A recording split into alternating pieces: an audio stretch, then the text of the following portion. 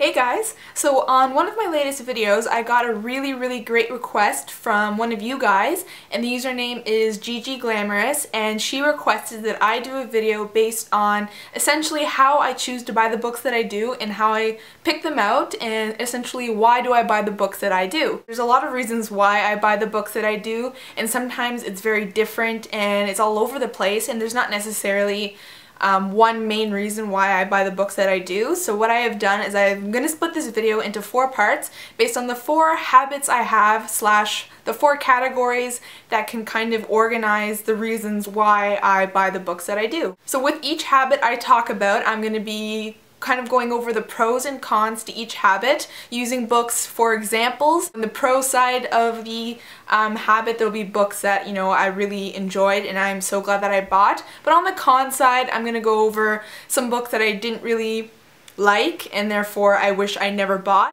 I hope you guys enjoyed. Without further ado, I'm gonna get started, starting with habit number 1. The first habit I'm gonna be talking about is buying sequels and installments in series. I'm totally guilty for wanting to buy every single one in a series because I'm a little obsessive over having a whole series in my collection. If I love a first book in a series, I want the whole series to be in my collection, and I'm not a fan of having the 1st and the 5th and then the 7th. I want the 1st, the 2nd, the 3rd, the 4th, the 5th, and so on and so forth. For the pros of buying installments and sequels is that simply the sequels are amazing and you are totally obsessed with them and you love them and you are very happy that you purchased them. So 2 examples I have is Insurgent by Veronica Roth, which is the sequel to Divergent, and then I have The Golden Lily, which is the sequel to Bloodlines and the 2nd book in the Bloodline series by Rochelle Mead. So I'm so glad I purchased these books because these are some of the best sequels I've ever read. The Golden Lily was amazing and Insurgent was exciting and action-packed. So the con is buying a companion or a sequel or installment that is just not as good as you thought it was and you're kind of disappointed in the author.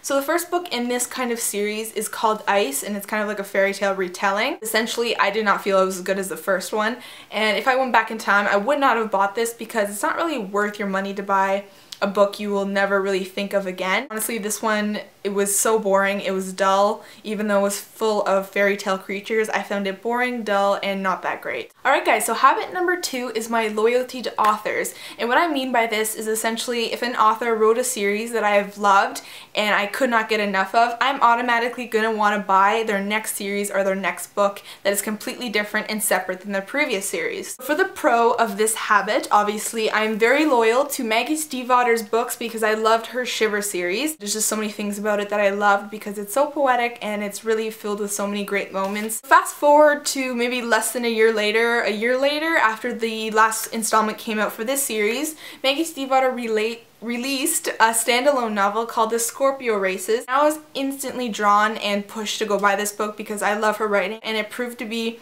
everything I hoped it would be because it was an amazing standalone novel and I could not have wished for anything better in this book. It was fantastic and amazing. So the con is obviously that an author will head into a different direction after a series you have read and loved by them, and you can't really help that and you can't really change that because your tastes and your opinions are your own and you can't help what direction the author will move into after you've read a series. As you guys know, this is one of my favorites because it's fun, it's light, it's easy, and it's very entertaining to read. But then James Patterson came out with the Daniel X series, which is also fun. I did enjoy the first book. I thought it was okay. I got the second one and I was just thinking, you know, this series is a little childish and it's a little bit more targeted for maybe 11 to 12-year-olds. It's not for me and it's not targeted for my sort of tastes and likes and reading preferences. Alright guys, so the third habit I'm going to be talking about is hype, and it's very influential in the YA genre because there's a lot of passionate teenage readers out there who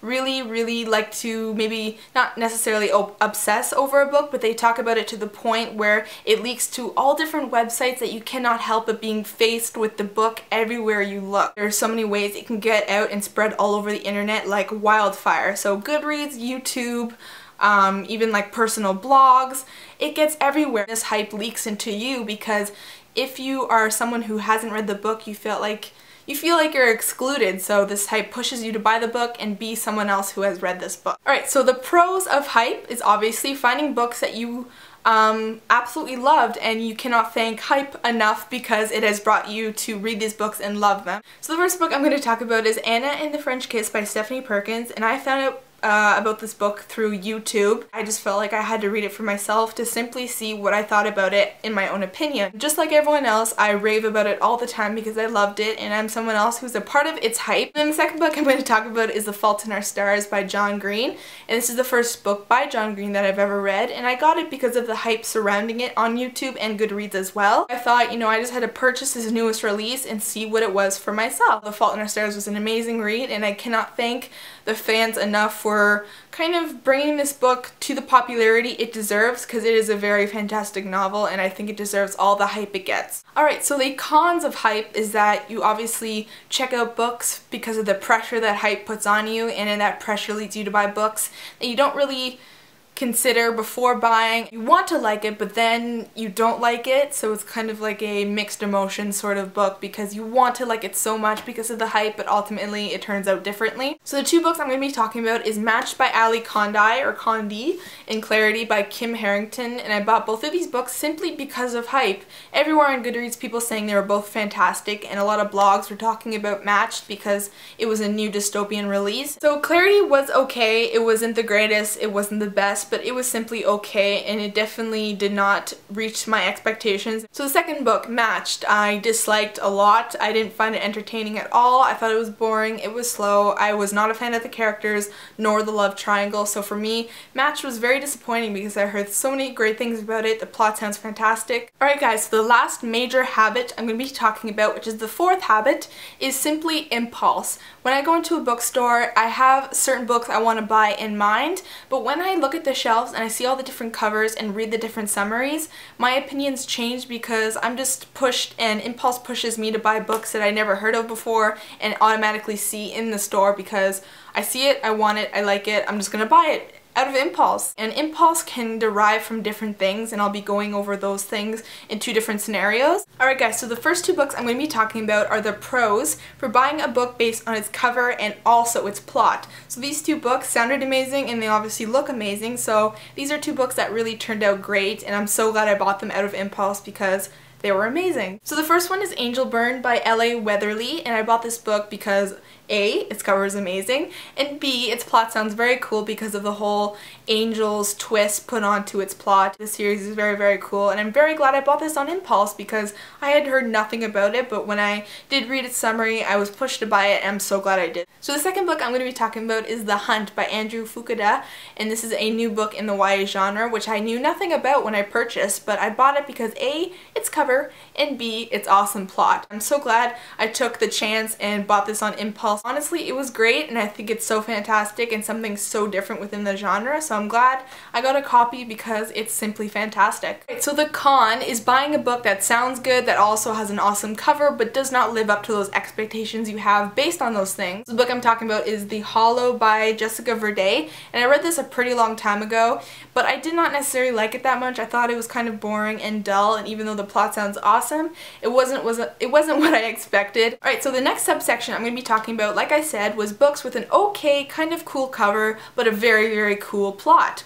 So the two books I'm going to be talking about for the pros of this situation is Legend by Maria Liu and Shatter Me by Hira Mafi. I don't think I said that right. I love them both. They don't have the most amazing covers out there. I mean, Legend is a tad boring, kind of simple, but it proved to be much more than a simple plot because it was just awesome. Shatter Me is okay. I find it kind of like a cheesy cover, not necessarily representing the depth and the deepness that this book has. I'm glad I bought these even though the covers aren't that great because, like I said before, you're reading what's on the inside and you're not just going to stare at it for the whole time. These are amazing books that I'm so glad I bought on impulse because I knew nothing about them really before I bought them, but I'm so glad I did. So the last two books I'm going to be talking about is the con in this situation, where I have bought books based on mainly their plot because their covers are kind of simple. So yeah, I have Impossible by Nancy Werlin, and then I have Hearts at Stake by Alexandra Harvey.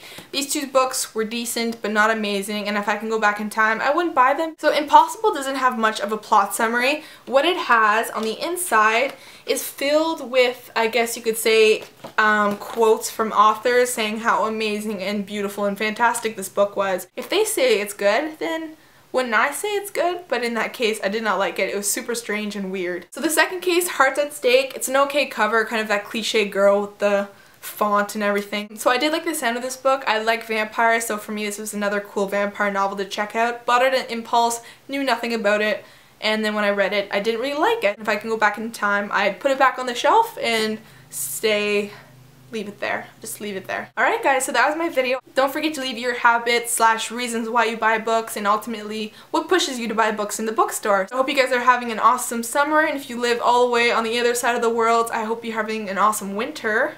Thank you for watching. I hope you enjoyed, and I will see you in my next video.